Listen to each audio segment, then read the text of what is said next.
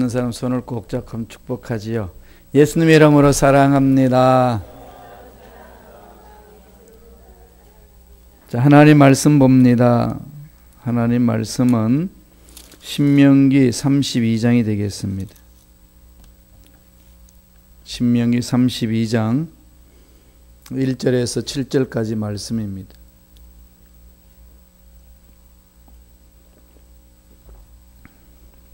신명기 32장 1절에서 원래는 31장 30절부터 보도록 하죠. 마지막 절이 있죠. 여기 같이 붙어 있죠. 이 32장하고 신명기 31장 30절에서 7절까지 다 같이 한 목소리 천천히 읽습니다. 그리고 모세가 이스라엘 총회에 이 노래의 말씀을 끝까지 읽어 들리니라. 하늘이여 귀를 기울이라. 내가 말하리라. 땅은 내 입의 말을 들을지어다.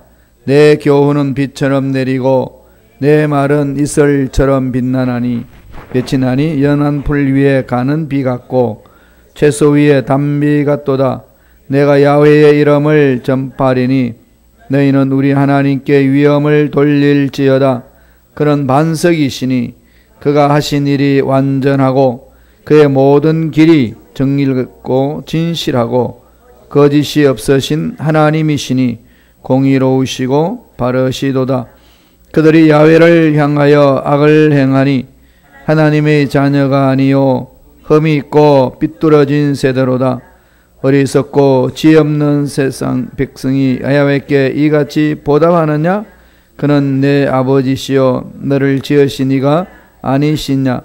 그가 너를 반드시 너를 세우셨도다. 옛날을 기억하라. 역대의 연대를 생각하라. 내 아버지에게 물어라. 그가 내게 설명할 것이요 내 어른들에게 물어라. 그들이 내게 말하리로다. 아멘. 이 말씀으로 잊지 말고 불러야 할 노래, 잊지 말고 불러야 할 노래라는 제목으로 은혜 말씀을 나누겠습니다. 여러분 평생 잊지 말고 불러야 할 노래가 있으신가요? 우리 어르신네들 참 많은 세상 사시면서 잊지 않고 부르시는 노래들이 있지요. 놀러만 가면은 그 노래 나오고 술 한잔 걸치면은 그 노래가 나와요. 또 가족끼리 모이면은 돌아가면서 노래한다 그러면은 그 가슴에 묻어뒀던 노래가 나와요. 여러분 어떤 노래 가지고 계시나요? 특별히 예수 믿는 우리들에게는 잊지 못하고 불러야 될 노래들이 있죠. 신방 가보면은 가장 잘 부르시고 좋아하는 곡이 뭡니까? 다 좋아요. 그래서 다 좋아요. 그런 중에 특별히 한 곡이 뭡니까? 그리고 열심히 부르시고 마음판에 새기신 분들은 몇 장이라고 이렇게 말씀을 하십니다.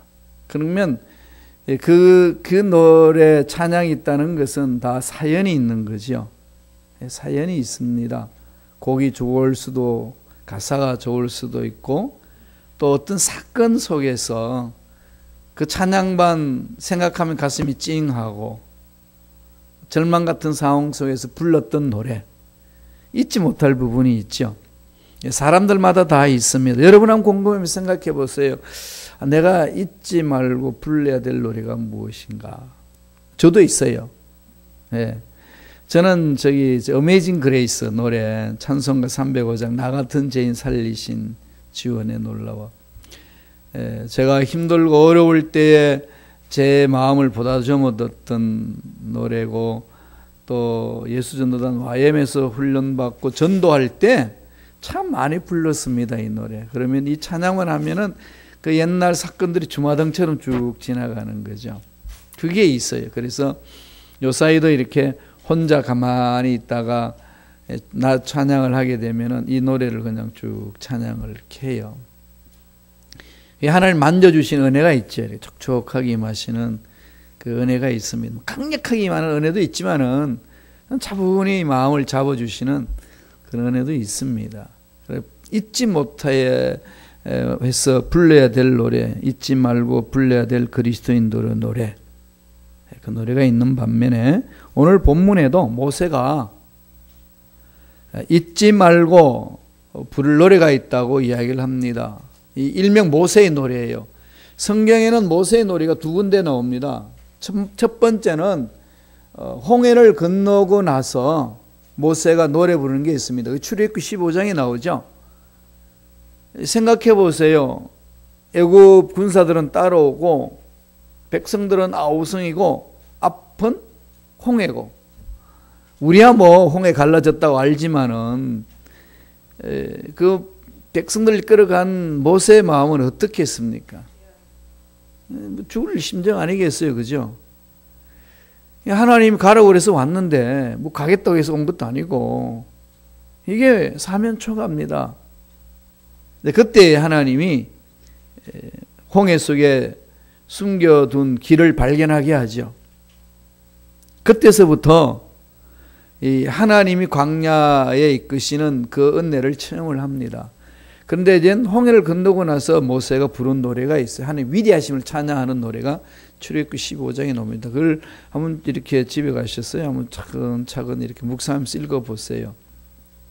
어떤 하나님이신지를 만날 수 있는 거죠. 그리고 오늘 읽었던 이 신명기 31장, 32장, 33장까지 쭉 나오는 내용에는 모세가 마지막 유언 같은 모세의 노래입니다. 모세는 광야 40년 보내고 가나안 땅 못 들어가고 너보산에서 인생을 마쳐야 됩니다. 하나님이 그렇게 명하셨지요. 하나님의 권위를 떨어뜨렸고 하나님 앞에 순종하지 못했다는 것 때문에 평생 그렇게 사모했던 그것은 여호수아한테 바톤을 넘겨주고 자기는 천국 가야 됩니다. 가기 전에 하나님이 모세에게 말씀합니다. 이스라엘 백성들에게 이 노래를 네가 만들어서 부르게 해라. 그것은 예언적인 노래죠. 이스라엘 백성들이 가나안 땅에 들어갔을 때에 그 가나안의 타락한 문화가 하나님의 자녀들을 괴롭힐 것을 너무 알고 있기 때문에 그러한 부분에 대해서 노래를 지어서 하나님이 어떤 분이신지를 늘 기억하고 늘 하나님의 은혜 속에 살 수 있도록 그 노래를 만들어서 가르쳐라. 이 말씀을 따라서 노래를 선포합니다. 그러면 31장 21절 한번 보죠. 자막을 통해서 한번 읽겠습니다. 그들이 수많은 재앙과 환난을 당할 때에 그들의 자손이 부르기를 잊지 아니한 이 노래가 그들 앞에 증인처럼 되리라. 나는 내가 맹세한 땅으로 그들을 인도하여 드리기 전 오늘 나는 그들이 생각하는 바를 아노라. 가나안 땅 이제 못 들어가는데 모세는 이제 하나님이 가르쳐 주신 계시로 다 이제 보는 거죠. 인생 정리하고 자녀들이 광야를 거쳐서 가나안에 어떻게 정착할 것인가. 이 부분입니다. 1세대는 다 이제 죽고 모세도 이제 마지막으로 죽고 2세대를 들어가는 거죠. 1세대에 갈렙과 여호수아만 2세대를 끌고 들어갑니다. 얼마나 착잡하겠어요. 그러나 자식을 떼놓고 오는 마음, 그죠? 다 그렇지. 우리 여기 대학 보내는 자식들 대학 보낸 우리 부모님 다 그거 느끼셨지 않나요?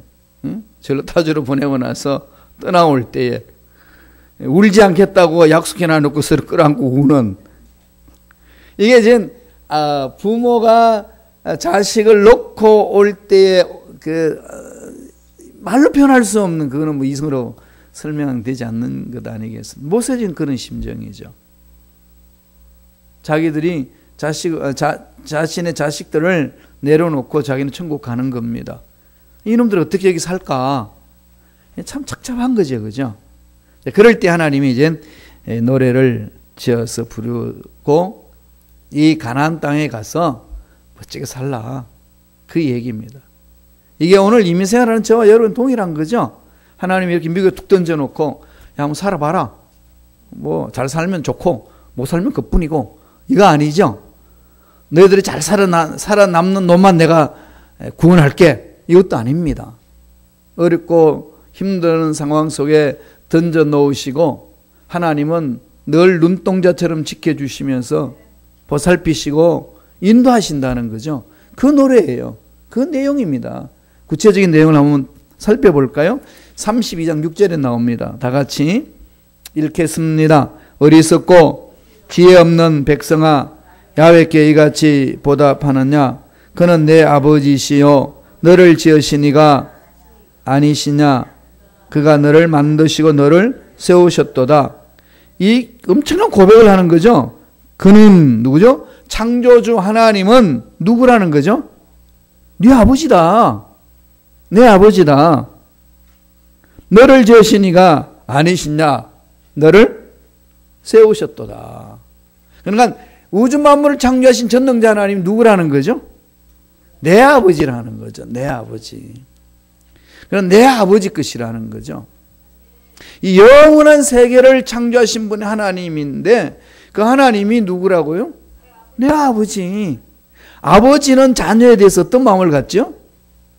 늘 잘하나 못하나 두들겨 패려고 매를 가지고 계시네.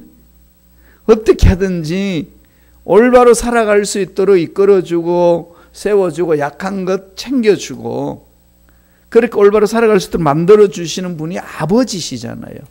그렇지 않는 아버지 어디 있습니까? 자녀에게 생선을 달라면 뱀을 줄 사람이 어디 있고 떡을 달라는데 돌을 줄 아버지가 어디 있냐.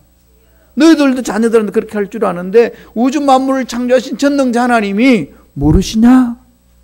이거죠. 그런데 우리들은 그 하나님을 내 하나님 아버지 아니라고 생각하면서 사는 때가 많이 있는 것 같아요. 그럼 문제 앞에서 그냥 늘 가슴을 조아리고 괴로워하잖아요. 이건 이제 저한테 하는 얘기예요. 여러분 책망하는 게 아니고 그럴 때가 많아요. 이럴 때마다 하나님은 이 말씀을 통해서 위로하십니다. 야, 내가 네 아버지야. 네가 자녀들을 책임지듯이 내가 너를 책임진다. 이 말씀 한마디면 끝나는 거 아니겠어요? 책임진다. 그러니까 하나님이 이루시는 그 섭리는 우리 이성 밖입니다. 이성을 초월해서 나타나는 거잖아요. 자꾸 내 생각 속에서 계산하니까 이게 답이 안 나오는 거죠.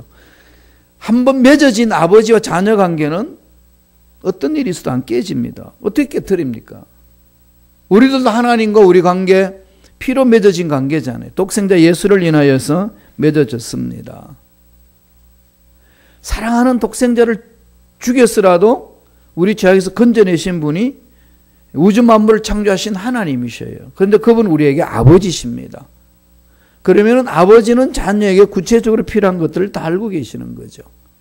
그러니까 늘 하나님을 어떻게 대해야 되죠? 내 아버지로. 이걸 노래하라는 겁니다. 하나님은 내 아버지야. 그럼 하나님이 책임져 지신다. 책임져 주신다.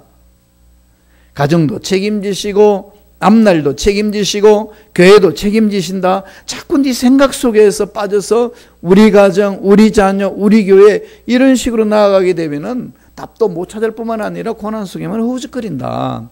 이 메시지죠.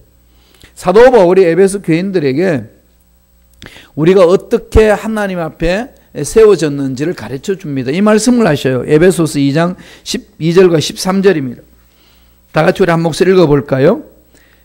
그때에 너희는 그리스도 밖에 있었고 이스라엘 나라의 밖에 사람이라 약속의 언약들에 대하여는 의인이요 세상에서 소망이 없고 하나님도 없는 자이더니 이제는 전에 멀리 있던 너희가 그리스도 예수 안에서 그리스도의 피로 가까워졌느니라. 멀리 있던 우리들 감히 창조주 하나님 앞에 근처도 못 오잖아요. 그런데 지금 우리는 가까워졌어요. 어떻게 가까워졌죠? 예수 피로. 피로 값주고 산 존재잖아요. 그러니까 피로 맺어진 관계입니다. 이건 어마어마한 거죠. 마귀가 아무리 이 세력을 끊으려고 해도 끊을 수 없는 거죠. 이건 강합니다. 이 강한 힘이 하나님과 우리의 관계 속에 있는 것이죠. 그러니까 지극히 작은 것이라도 아버지는 자녀들에게 다 챙겨주잖아요. 다 챙겨주고 또 어떻게 하든지 올바로 살 수 있도록 만들어주고 다 그러잖아요. 이번에 둘째 딸 그 기숙사 들어가는데 내려갔어요. 그리고 기숙사를 다 봤는데 뭐 우리 선배 목사님들도 그렇고 또 주위에 있는 분들이 얼마나 충고를 많이 주는지 몰라요. 기숙사 거기 침대는 엉망이다. 애 허리 다 망친다. 이것도 해야 되고 또 거기 짐을 놓으려면 침대를 들어 올려가지고 밑에 기우는 그것을 사가지고 가야 된다. 뭐 별별 다 가르쳐 줬는데 가보니 그게 하나도 필요 없었어요. 이미 그렇게 만들어져 있더라고요. 걔네 그 학교는. 근데 보니까 이제 침대가 엉망이에요. 정말 스프링이. 그런 거 어떻게 합니까? 아이케아 가가지고 요 같은 걸 하나 사가지고 얹어주고 또 지 언니는 그거 그만큼 높아졌으니까 발판도 만들어서 줘야 된다. 뭐 이러면서 챙기는 그 모습을 바라보면서 이 가족이 이렇구나. 그걸 이렇게 느꼈어요. 근데 그 둘째 딸은 느낄는지 안 느낄는지 모르겠지만은 그런 것을 해주는 언니도 그렇고 엄마도 그렇고 저도 그렇고 이게 그냥 끈끈하게 맺어져서 그러잖아요. 하나님 우리의 관계가 그렇다는 거죠. 아버지니까. 딴 거 없습니다. 아버지니까. 그런 가나안 땅에 들어가는 이스라엘 백성들에게 뭐 하나님 모세에게 명령해서 내가 그들에게 아버지다. 그걸 심어줘라. 그걸 뭘 하라는 거죠? 노래로 부르게 하라는 거죠. 잊지 마시기 바랍니다. 이 노래로 보호하시는 거잖아요. 늘 가까이서 보호해 주시는 거거든요. 미국의 한 중년 부부가 살았는데 부인이 시력이 자꾸 나빠져 가지고 이렇게 눈이 이렇게 멀었어요. 그래서 이제 점자를 살아야 되니까 점자도 배우고 그래서 글씨도 읽는 것들을 배우고 이래 됐습니다. 능력이 있는 부인인데 회사에서 나오라고 그러니까 이게 남편이 1년 동안 같이 출근하고 퇴근하고 같이 해요.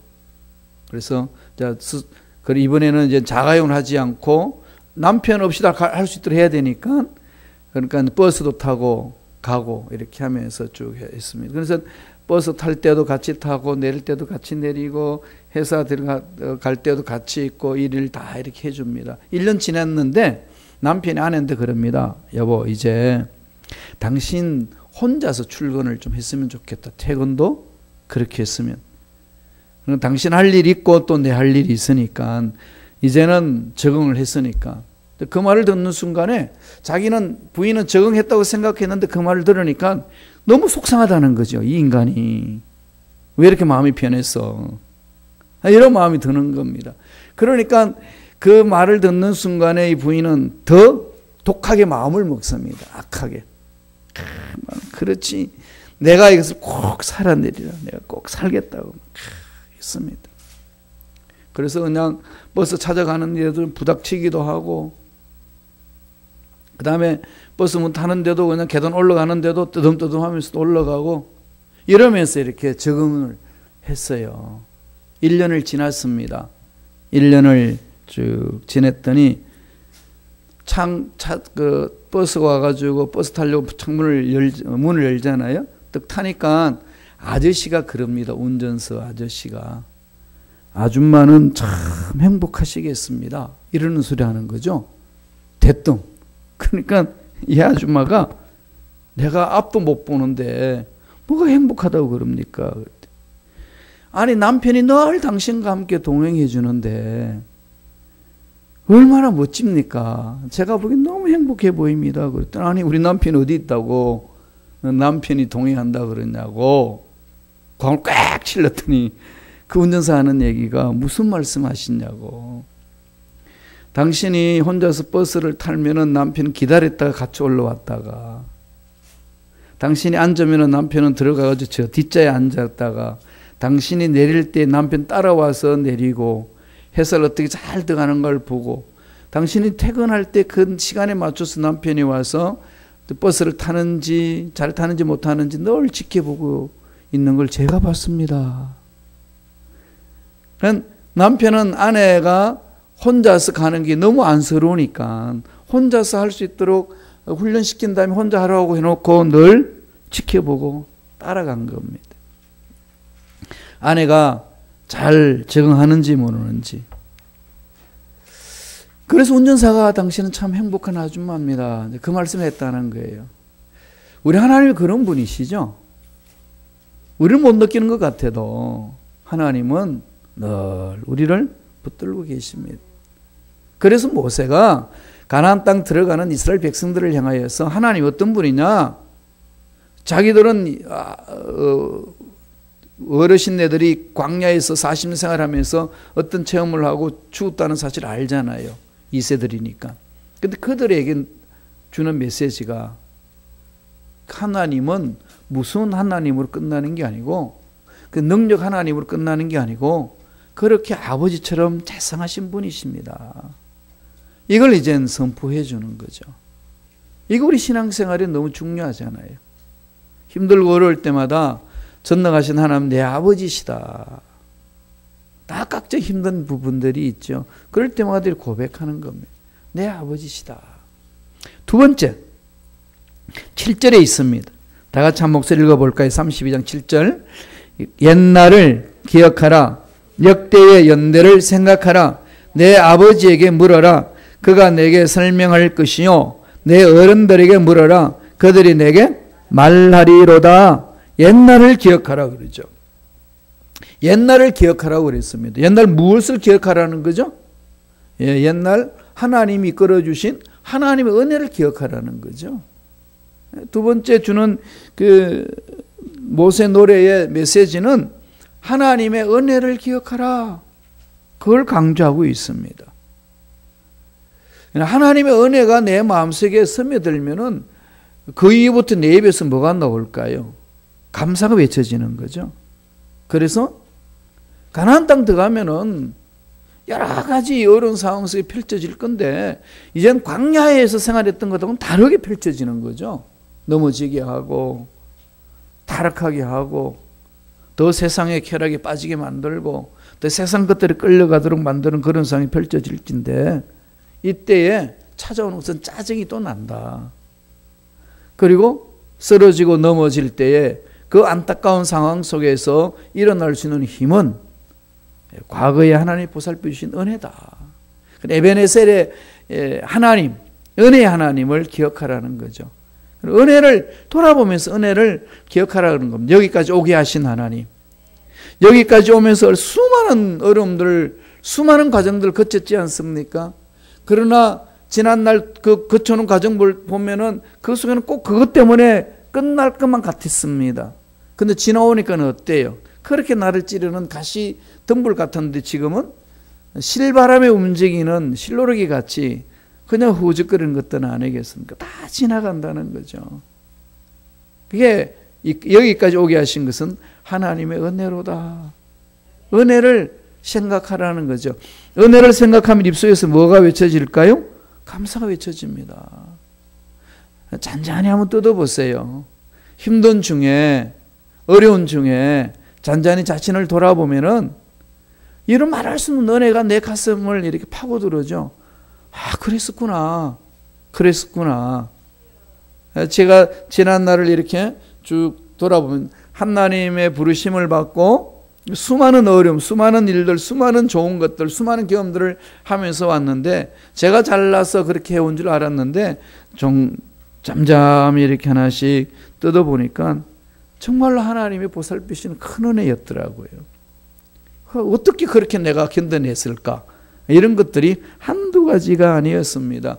그러면서 외치는 소리가 하나님 참으로 감사합니다. 정말 그 감사를 몰랐네요. 이 고백이 많이 외쳐져요. 감사더라고요. 그럼 감사가 입에서 외쳐지는 거죠. 어떤 상황에 던져져도 감사가 넘쳐날 수 있는 것은 하나님의 은혜를 기억할 때만이 가능하다는 것. 지금 내 환경이 내가 원하는 대로 되었다 안 되었다 이게 아니라 하나님의 은혜를 생각할 때에 감사하고 감격하는 거죠. 제가 독일에서 있으면서 그 두 가지 문제 크게 있었잖아요. 하나는 비자 문제가 꼬여가지고 독일 정부의 계류 중에 있었고 언제든지 명령하면 나가야 되는 상황에 사역 마무리 짓고 공부 논문을 이제 쓰고 있는 중간이었는데 너무 답답한 거지. 두 가지가 논문을 언제 끝낼 수 있을런지, 또 이 독일 정부에서 이 비자 문제를 어떻게 나한테 풀어줄 것인지, 뭐 하나 이렇게 손에 잡히는 게 없었어요. 깜깜한 거죠.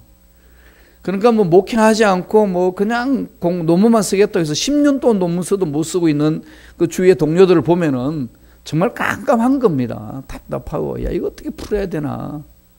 그리고 애들은 커오고 장학금 오는 것은 기초생활비인데 그게 이 애들 공부시키면서 한다는 게 너무 힘든 거죠. 그런 어려운 상황 속에서 있음에도 불구하고 하나님은 이렇게 하나님 앞에 집중하게 하셔서 하나씩 하나씩 풀어주시는 그 은혜를 맛보는 거죠. 내 힘으로 할 수 있는 거 하나도 없더라고요. 그냥 하나님이 풀어주시지 아니하시면은 지금 이 상황 내가 꼼짝 못합니다. 정말 그랬어요. 뭐가 이렇게 막 열심히 살면은 되는 상황이 있잖아요. 힘들어도 그때는 힘이 들어도 이겨낼 수 있는데 아무리 몸부림쳐도 안 되는 부분들이, 그런 두 가지 종류가 있을 때 참 절망을 느낄 수 있습니다. 그런데 하나님 앞에 매달려서 나아가면은 하나님께서 하나씩 하나씩 풀어주시는 그 은혜가 있어요. 참 위로 말할 수 없습니다. 그래서 오늘 이스라엘 백성들에게, 가나안 땅 들어간 이스라엘 백성들에게 하나님이 모세를 통해서 말하는데, 이 노래를 지어서 만들었는데 이 은혜를 기억하라. 절대로 잊지 마라. 절대로 잊지 마라. 뭐 다 아는 얘기 같지만은 어려운 상황에 있을 때는 자꾸 잊어버리잖아요. 은혜를 잊지 마라. 시편 기자는 이렇게 고백을 합니다. 50편 23절을 볼까요? 시편 50편 23절 다 같이 읽겠습니다. 감사로 제사를 드리는 자가 나를 영화롭게 하나니 그의 행위를 옳게 하는 자에게 내가 하나님의 구원을 보이리라. 그죠? 감사로 제사를 드리는 자, 감사로 예배 드리는 자. 예배는 두 종류잖아요. 모여서 이렇게 예배 드리는 게 있고, 또 하나는 뭐죠? 내 삶에 흩어서 드리는 예배 있잖아요. 내 일상 범사에 내 삶이 예배가 되게 해야 된다는 거죠. 그러니까 뭘로 그때 예배를 드리라는 거죠? 감사로. 감사로. 모여서 드릴 예배 드릴 때도 감사고, 내 일상생활에도 감사고, 사업이 어떤 일로 풀어야 될지, 내 직장생활을 어떻게 감당해야 될지, 내 앞날 어떻게 또 꾸려나가야 될지, 막막한 게 한두 가지가 아닙니다.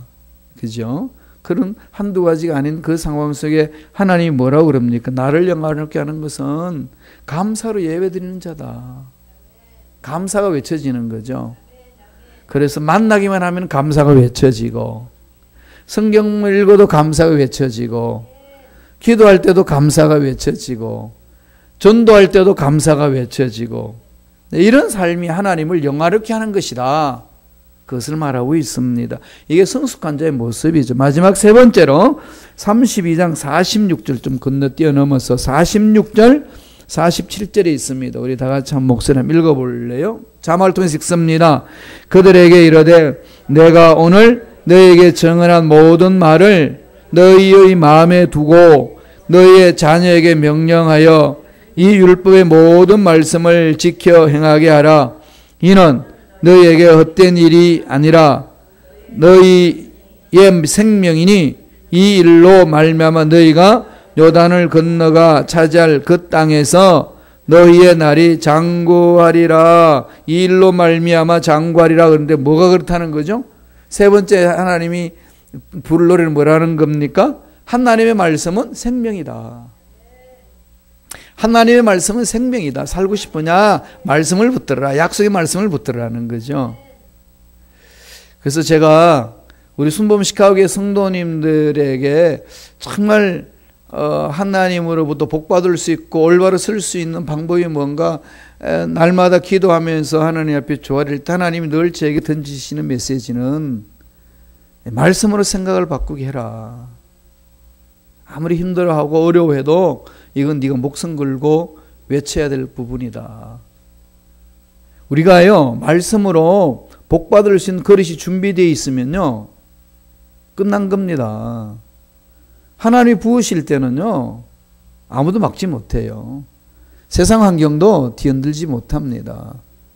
지금 저와 여러분 뭘 해야 될까요?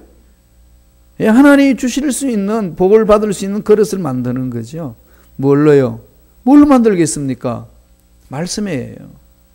말씀으로 훈련시키는 거거든요. 그래서 하나님이 모세를 이어서 가나안 땅을 정복해 나갈 때 여호수아에게 이 말씀을 다시금 한 번 더 확인시킵니다. 여호수아 1장 8절 보세요. 여호수아서 1장 8절 다 같이 읽습니다.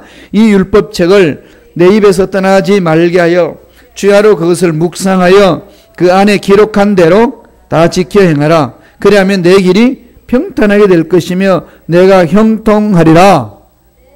믿습니까? 그럼 어떻게 하실래요? 이거 매달리셔야죠. 그죠?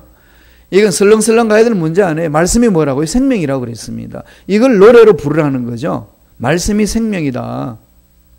그저 시간 날 때 짜투리 나는 시간에 성경을 읽는 그런 정도가 아니라 여기 집중하는 거죠. 우선입니다. 여기까지 이제 이렇게 되기까지는 한두 번 해서는 안 됩니다. 한두 번 해도 안 돼요. 제가 5년 동안 계속 이렇게 부르짖었는데요. 잘 안 되잖아요. 그죠? 알고 있어요. 잘 안 되는 거. 그럼에도 불구하고 계속 부르짖어서 나갈 거예요. 그럼 여러분 포기하고 따라와야 돼요. 여러분 고집 포기하고 따라와야 됩니다. 저와 함께 가는 이상은. 전 여기 하나님 주신 게 순종하는 거니까 하나님이 종을 세울 때는요. 그 종에게 주신 메시지가 있잖아요. 그 종을 통해서 하시고자 하실 일이 있지 않습니까? 그 일을 하게 하시는 거죠. 오늘 이 말씀대로 모세에게 노래를 부르라 했던 것은 말씀은 생명이다. 잊지 말라는 거예요. 말씀이 생명이에요. 살고 싶으신가요? 복 받고 싶은가요? 풀어지기를 원하시는가요? 말씀은 생명입니다. 이거 놓치면 안 돼요. 그래서 여호수아에게 하나님이 한 번 더 확인하잖아요. 이거 붙들어라. 형통할 수 있는 길은 이걸밖에 없다. 다른 것 아니다 이거죠. 한번 따라해 보실래요? 말씀은 내 생명이다. 예. 신약 성경에 와가지고 사도 바울이 목회하는 에베소 교회에서 목회하는 디모데에게 이 말씀을 한 번 더 강하게 어필합니다. 한번 읽어보죠. 디모데 후서 3장 16절 17절입니다. 천천히 읽어볼까요? 모든 성경은 하나님의 감동으로 된 것으로 교훈과 책망과 바르게 함과 의로 교육하기에 유익하니 이는 하나님의 사람으로 온전하게 하며 모든 선한 일을 행할 능력을 갖추게 하려 함이라. 성경 공부를 왜 해야 되는지 가르치는 거죠. 여러분 성경 공부는 그냥 지식 전달이 아니에요. 성경 말씀을 통해서 내 자신을 돌아보게 하고 성경 말씀을 통해서 하나님이 이 역사 수레바퀴를 어떻게 돌리시는지를 보라는 거죠. 보게끔 하는 거죠. 그러니까 영적인 통찰력이에요. 영적 세계에 들어가게 만드는 것이 하나님 말씀이거든요. 하나님과 깊은 교제를 이루고 하나님이 주시는 영적 비밀을 깨달을 수 있는 길은 말씀밖에 없습니다. 다른 길 없어요. 이 말씀을 깊이 있게 연구하고 그 말씀 안에 파고 들어가게 되면은요, 내가 무엇을 잘못하고 있고 어떤 길로 가야 되는지 아는 것뿐만 아니라 영적 세계의 깊은 진리를 정확하게 만날 수 있고 분별할 수 있습니다. 찾아낼 수 있어요. 그게 보여집니다. 영적 세계가 보여지는 거죠. 이게 멈춰버리면은요, 신앙생활 50년 해도 모릅니다. 보세요, 주위의 사람들.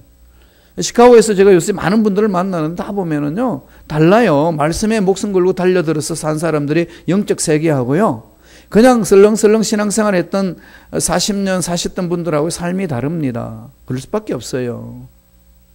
그건 우리 삶이 증명하잖아요. 오늘 디모데 후서에서 바울이 그러죠.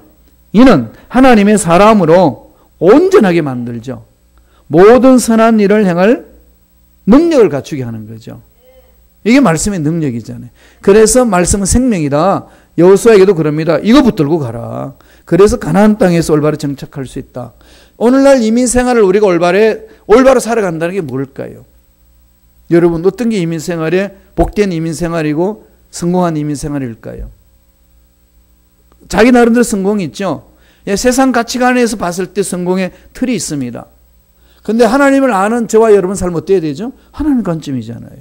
영원한 세계가 펼쳐져 있는데 우리가 살고 있는 것은 짧아요. 120년. 120년 그래도 그러시는데 이 120년 생활 여기에서 성공했다 안 했다 이 판가름이요, 하나님의 관점에서는 영원한 세계에서 판단하시는 거죠. 어디다가 여러분 마음을 두실래요? 그죠? 예. 하나님은 그걸 우리에게 지금 도전을 하고 있습니다. 그게 집중하셔야 돼요. 그것만이 살 길이라는 거죠. 그래서 이 말씀이 정말로 맞는지 안 맞는지 우리가 실험하는 거죠. 오늘 모세의 노래, 하나님 이 노래가 내 노래가 되게 하여 주옵소서. 그렇게 고백하면서 정말 잊지 말아야 될 것들, 찾아야 될 것들 찾으셔서 승리하시기 바랍니다. 하나님은 내 아버지입니다. 늘 만판에 새기세요. 그리고 은혜를 잊지 말라는 겁니다. 그리고 말씀은 생명입니다. 그저 그냥 한번 형식적으로 성경을 읽는 그 정도가 아니고요. 생명입니다. 우리가 밥을 먹어 육체 건강을 유지하는 것처럼 우리의 하나님 영적 세계에 들어갈 수 있는 길은 다른 거 없어요. 말씀을 붙들고 몸부림칠 때만 가능합니다. 그 은혜가 임하기를 간절히 축원드립니다. 기도하겠습니다. 하나님 아버지 감사와 찬양을 드립니다. 하나님 바라봅니다. 하나님 말씀에 순종하기를 결심합니다. 주여 어려운 상황 속에 이겨내고 말씀 속에 사로잡혀서 하나님이 예비하시는 그 놀라운 은혜를 맛볼 수 있도록 축복하여 주옵소서. 말씀 안에서 우리 생각이 바뀌고 말씀 안에서 우리 말이 바뀌고 말씀 안에서 우리 삶이 바뀌고 영적 세계에 깊이 들어가는 자 되기를 원합니다. 축복하여 주시옵소서. 감사하고 예수님 이름으로 기도드리옵나이다. 아멘. 한번 우리